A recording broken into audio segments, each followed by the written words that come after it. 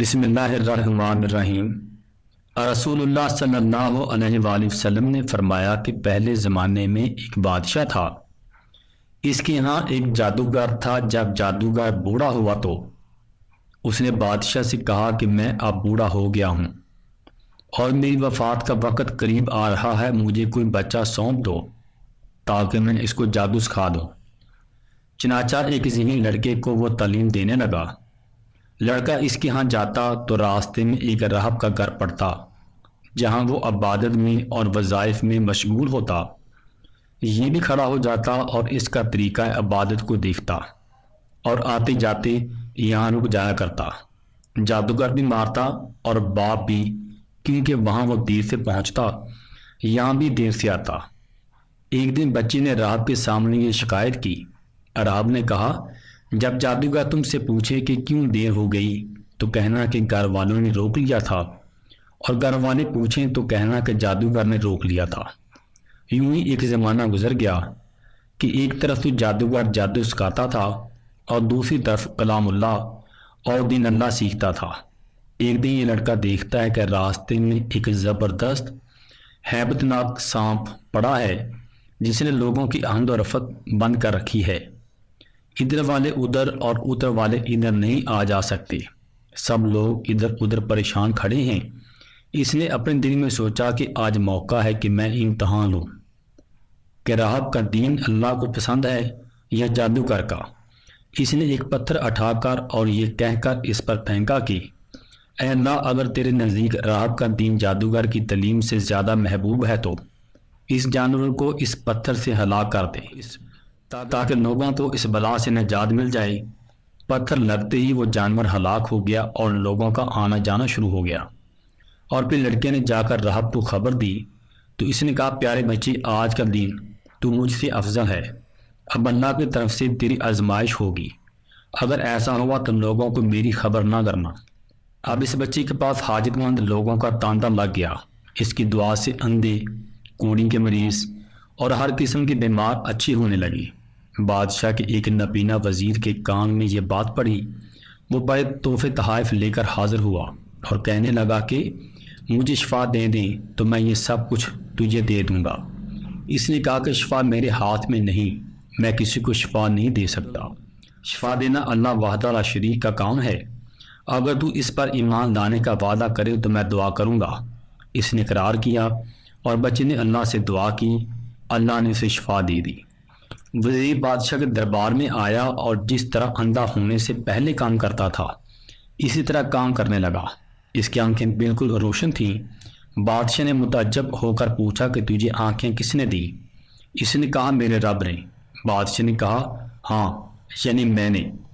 وزیر نے کہا کہ نہیں، میرا اور تیرا رب صرف اللہ ہے۔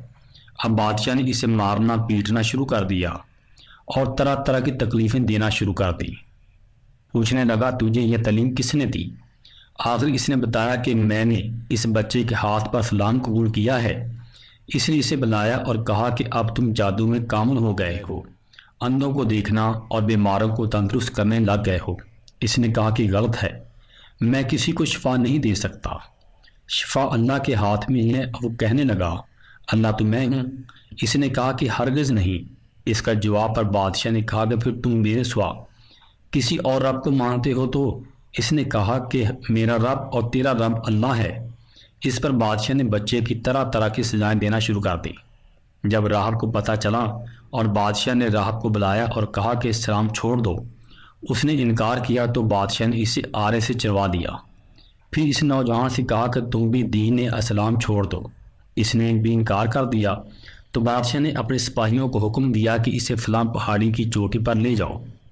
وہاں پہنچ کر اگر دین سے باز آ جائے تو اچھا ہے، ورنہ وہیں سے دھکا دے دینا۔ چنانچہ سپاہی اسے پہاڑی کی چوٹی پر لے گئے۔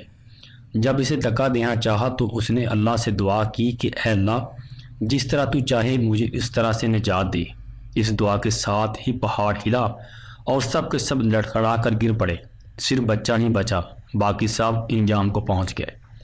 لڑکا وہاں سے بادشاہ کے پاس گیا۔ بادشاہ نے پوچھا کہ میرے سپاہی کہاں ہیں؟ بچے نے کہا کہ اللہ نے مجھے بچا لیا اور وہ سب اپنے انجام کو پہنچ گئے ہیں۔ بادشاہ نے دوسرے سپاہیوں کو حکم دیا کہ اسے کشتی میں بٹھا کر لے جاؤ اور سمندر میں پھینکو۔ سپاہی اسے لے گئے اور سمندر کے درمیان پہنچ کر جب اسے پھینکنا چاہا تو پھر وہی دعا کی، اے اللہ جس طرح تو چاہے مجھے ان سے بچا۔ دعا کے ساتھ ہی موج اٹھی اور سارے کے سارے سپاہی سمندر میں ڈوب گئے، صرف وہی بچہ بچا۔ پھر وہ بادشاہ کے پاس آیا اور کہنے لگا، میرے رب نے مجھے بچا لیا، اور اے بادشاہ تو چاہے کتنی ہی تدبیر کر لو تو میرا کچھ نہیں بگاڑ سکتا۔ صرف ایک صورت ہے جس طرح میں کہوں گا، اگر تو اس طرح کرے تو میری جان نکل سکتی ہے۔ گویا بچے نے کہا کہ تمام لوگوں کو ایک میدان میں اکٹھا کرو اور پھر کھجور کے تنے پر مجھے سولی چڑھا دو اور میرے تیر کو میری کمان پر چڑھا کر اور بسم اللہ پڑھ کر تیر میری طرف پھینک دو، مجھے لگے گا اور تمہاری خواہش پوری ہو جائے گی۔ بادشاہ نے یہی کیا، تیر بچے کی کن پٹی پر لگا اور اس نے اپنے ہاتھ اس جگہ پر رکھ لیا۔ چاروں طرف سے آوازیں بلند ہونے لگی، ہم اس بچے کے رب پر ایمان لائے۔ یہاں دیکھ کر بادشاہ کے ساتھی بڑے گھبرائے اور کہنے لگے، ہم تو اس بچے کی ترکیب سمجھ ہی نہیں سکے، اس کا اثر کیا پڑا؟ سب لوگ دین اسلام میں داخل ہو گئے۔ ہم نے تو اسے اس لیے ختم کرنا چاہتے تھے کہ کہیں اس کا مذہب پھیل نہ جائے، لیکن جو ڈر تھا سامنے آ ہی گیا، وہ سب مسلمان ہو گئے۔ بادشاہ نے کہا کہ اچھا یوں کرو کہ تمام محلوں اور راستوں میں خندقیں کھودواؤ، ان میں لکڑیاں بروا کر آگ لگا دو، جو اس دین سے پھر جائے چھوڑ دو اور دوسروں کو اس میں پھینک دو۔ مسلمانوں نے صبر شکیب اور سہارے کے ساتھ آگ میں جلنا منظور کیا اور اس میں کودنے لگے۔ البتہ ایک عورت جس کی گود میں دودھ پیتا چھوٹا سا بچہ تھا ذرا جھجکی تو بچے کو اللہ نے بولنے کی طاقت دی۔ اس نے کہا کہ اماں کیا کر رہی ہو؟ تم حق پر ہو، صبر کرو اور اس میں کود پڑو۔ قرآن میں سورۃ البروج کے اندر اس واقعہ پر اللہ رب العزت نے روشنی ڈالی ہے۔